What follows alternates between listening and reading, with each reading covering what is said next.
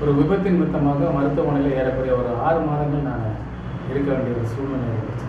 அதனால் பார்த்தீங்கன்னு சொன்னீங்கன்னா, வர்றவங்க எல்லாரும் என்னை பார்த்துட்டு, ஐயோ! இப்படி ஆயிடுச்சு, அப்படி ஆயிடுச்சு, படுத்த படுக்கையா இருக்கானே அப்படின்னு சொல்லி எல்லாரும் எதிர்மறையான அந்த நெகட்டிவ் வார்த்தையை பேசினாங்க.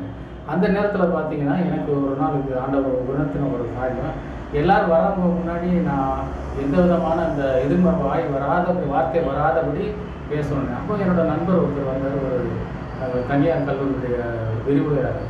பார்த்ததும் நான் அவரை பார்த்ததும் நான் கேட்டேன், அண்ணா எப்படி இருக்கீங்க, நல்லா இருக்கீங்களான்னு. அவர் கொஞ்ச நேரம் என்னை பார்த்தார், என்ன தம்பி எப்படி இந்த கேள்வி உனக்கு கேட்க வந்துச்சு அப்படின்னு. அப்போ சொன்னேன், வேதத்தில் ஒரு வசனம் இருக்குங்க, மரணமும் ஜீவனும் நாவின் அதிகாரத்தில் இருக்கிறது, அதில் பிரியப்படுகிறவர்கள் அதன் கனியை புசிப்பார்கள் அப்படின்னு சொல்லியிருக்கேன். இந்த வார்த்தை என்னை அதிகமாக என்னை பாதிச்சிச்சு இந்த வசனம்.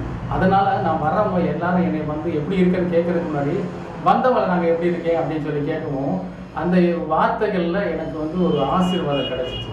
நான் ஒரு விசுவாச அறிக்கையை நான் செய்ய ஆரம்பித்தேன். ஆண்டவரே எனக்கு சுகம் கிடச்சிச்சு, எனக்கு சுகத்தை கொடுக்குது. ஒருவேளை உங்களோட வாழ்க்கையில் கூட எப்படி நீங்கள் வேதனைப்பட்டுக்கிட்டு, ஐயோ என் வாழ்க்கையில் இப்படி நடந்துச்சு, ஏன் நடந்துச்சு இப்படி நடந்துச்சு சொல்லி நினைக்காதபடி நீங்களும் உங்கள் வாழ்க்கையில் ஒரு நல்ல காரியத்தை நீங்கள் அறிக்கை பண்ணுங்கள். அது நிச்சயமாக உங்கள் வாழ்க்கையில் நிறைவேறும்.